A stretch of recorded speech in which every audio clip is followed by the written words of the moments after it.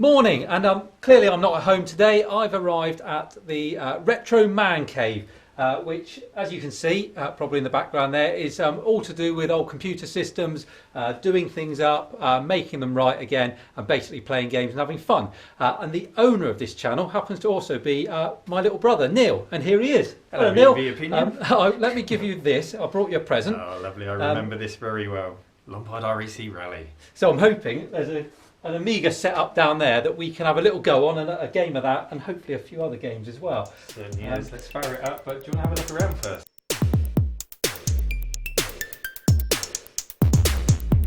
Definitely. See, there's some bits over here that I want to have a look at.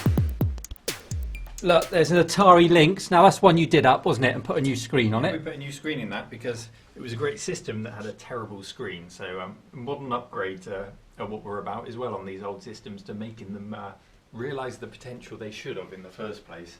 Much better. So a new screen on there. A lot of people will remember this one here, the old ZX Spectrum. We never had one, did we? We didn't. We were Amstrad boys. Amstrad CPC we had. We did. None of this fleshy, horrible keyboard No. business. But is that one you've done up as well?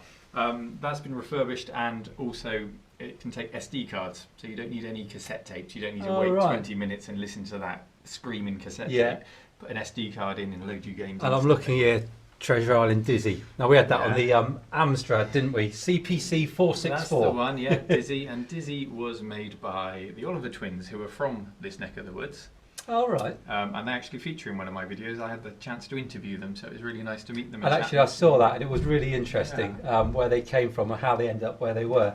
What else have we got that people would remember here?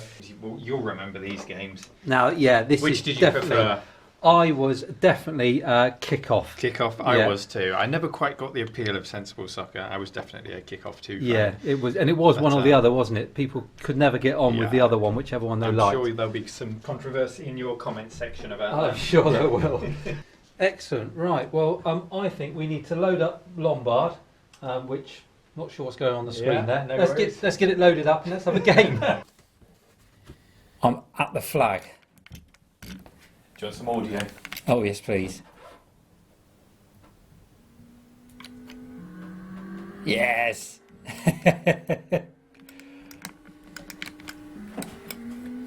forget. Well, at the time, these were cutting-edge graphics, weren't they? It really was, with the Amiga especially. And they ran so quickly. We thought. While I'm concentrating, you how long have you been doing this channel for now? I've been doing this channel for about 7 or 8 months now. Right. You're not the only person that's doing this kind of thing on YouTube, but I think you inject some humour into it, as well as the basic information that we need. So when you were doing up this Amiga, for example, it could be quite a dry subject because ultimately it's an old computer that you're taking apart and you're trying to fix. But actually you inject some real humour into it. And talk to us about the history of it and where it came from and your memories of it, and it makes it really interesting. Thank you. Yeah, I think I don't try to be funny, but it has to be entertaining at the same time as being informative. So generally just say what comes into my head. You and me both. People seem to like it, and also people like to have their own experiences affirmed. Sometimes I'll just talk randomly about such and such a game I have because it got thrown in with the computer, or I found it in a bush, or whatever. And people will sort of think about their own experiences, or I'll talk about my understanding of a piece of technology and how I didn't quite understand it at first, but this is how it works. And it just sort of reaffirms people's opinions and thoughts about things that they probably haven't thought about for years and years. Yeah. And just reopens those memories and experiences. Yeah. Well, I think if you're of a certain age, as we are, it was kind of like the dawn of a new era, wasn't it? Because before that we had BBCs and pretty boring computers in our schools. Like the Spectrum and the Electron over here, yeah. Yeah, which unless you were particularly into programming or making a snake squiggle around a screen, then it wasn't that interesting. Well, and then say that they were the cutting edge at the time. Well, they were. They absolutely were. But I don't think we realised just where the world was going. And maybe, well, you did, but obviously I didn't take full advantage of that. But when initially for us the Amstrad, that came along and kind of opened up a world of games to us. And then ultimately the Amiga here, and I remember the Atari ST being sort of its arch rival at the time. And it really, in the playground, it was all about what have you got. Absolutely, yeah. There was a lot of playground rivalry, and I think we were quite popular in the playground because our dad had a tape-to-tape cassette player. Oh yes. So we had the ability to copy tapes. We yes, borrow them, copy them, pass them on.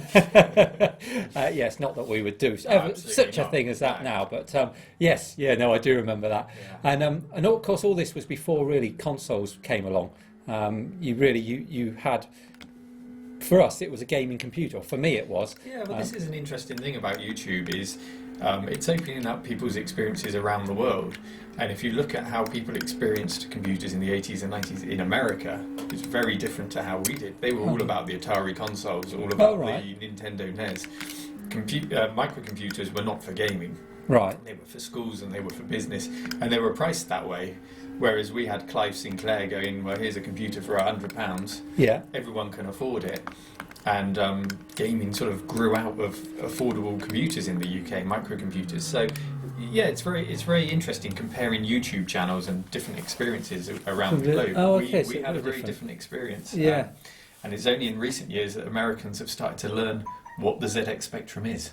Yeah, yeah, really. So they never had anything like that. It existed. It was called the Timex Sinclair over there. Right. But it didn't take off like it did here, being the biggest selling 8-bit computer in the UK. So yeah, interesting. Right. Well, I thought I was doing really well, but I'm going to show you this. Apparently, after all that, I am unplaced. With 5 crashes. Yes, but I have driven the first best time. Probably because nobody else has driven it. So yeah, that's kind of the computers. But how did you end up here from that little office in your back room of your house? How have you ended up here? Because your subscriber base has just exploded from what I've seen. Yeah. It was the Amiga actually that really was the catalyst for that. I was originally, I thought I set up the channel. It'd be really nice to get 100 subscribers. That was my goal. And then I did a series called Trash to Treasure where I took this Amiga from a yellow beaten up old computer to what it looks like now. And I think YouTube might have actually featured it for some reason. They didn't tell me. I just saw it had been put on like the front page of the featured videos on YouTube. Wow. And all of a sudden it got 140,000 views. Amazing. And the subscriber count went up and it just sort of grew from there. That's not to say it's earning me no, you don't YouTube to earn money. There's no doubt about it. You've learned this lesson. Yes, yeah. It can be quite disheartening when you see the rewards that YouTube give you. But thankfully, a lot of my subscribers have jumped over to Patreon, where they actually make a donation to keep the content coming, and that's what really keeps me, the hobby aside, that's what keeps me putting it on to YouTube. Yeah. I will continue doing it regardless. Well, that's enough game time. Time to go and find a pub and get something to eat, I think. Now, driving around Malmesbury and certainly coming here, I had a look on the maps and I see there's not an awful lot in the way of charging infrastructure around this area. I couldn't actually tell you where the nearest one is, short of the M4, which is a good 16 miles away. Yeah, or one of the Ecotricity ones down there, which I had a look and actually one of them's not working at the moment. That said, obviously, you live in the town centre here. There's not masses of parking, and you live in a flat. I live in a basement flat with no driveway. There's no way I could run an extension cord out. So, yeah. So really, and this is something that I often talk about. I always say, how great EVs are, and how much they save you money, and how convenient they are. But actually, I'm in a real fortunate position that I've got a driveway, and because I've got a driveway, I can have a charger outside, and it's really easy for me. And I often get comments from people saying about, well, they live in flats or in cities, and it's really difficult. And I guess that's kind of the point here. It wouldn't work for you, would it? No, and I have seen people charging their EVs here, and it's a case of extension leads out of windows and across the pavement. Yeah, which isn't ideal. Yeah, it's not ideal. What are you doing? Do you want me to walk in? Right, well, we're back from the pub and a coffee now to finish off the afternoon and a bit more gaming. Actually, that's what we're going to do. But before we get on with that, what I want to do is kind of, I suppose, tie in our two channels really, because a lot of what's happening with EVs and in particular autonomous driving is reliant on computers. It's not so much the hardware that's going to cause the problem. It's and this is something I've spoken about on my channel before. It's having the cars be able to talk to each other and do that in a reliable fashion that it will never break down. And the only way I can see that working over any distance at the moment is through mobile networks. So we've obviously got 4G at the moment. A lot of places that still only have 3G, and an awful lot of places have nothing. I mean, have you got any insight into how things are developing with that, how that could make a difference, or is there another way of doing it that doesn't rely on that? Yeah, I don't have any insight, I don't have any inside information, but I can give you my opinion, which is cars, automated cars, should be able to work without any connectivity whatsoever. Okay. Yes, it's nice for them to be able to talk to each other and for them to be able to convoy, as we've seen some systems where they all slot in together. Yeah. That's nice. But every car, in my opinion, should be able to be working self-sufficiently with what it's got on board. You can never assume connectivity will be there. No, I think that's too dangerous to go down that road. Yeah, definitely. So there's nothing in your knowledge that would work any better than what we've got at the moment at this time. I think they're going in the right direction. And you sent me a link to the NVIDIA keynote speech where they were talking about this platform that they've built. It was a box full of processors, wasn't it, that goes basically into a car to try and define some kind of standard for autonomous cars. And it's quite interesting because you can tie that very box into video gaming and into the history of computers. The games that we were playing, Lombard RSE Rally, this is a bit of a generalization, but basically we were using an old computer and everything was being done by the CPU. Every instruction, every screen update, where should the next tree be, how should the surface be calculated on this corner, is it too slippy, are we going to crash? Every single instruction one by one going through the CPU. And as games went on, particularly as we got into 3D games, we needed more power, but we needed a different kind of approach to get the realism and to get the effects.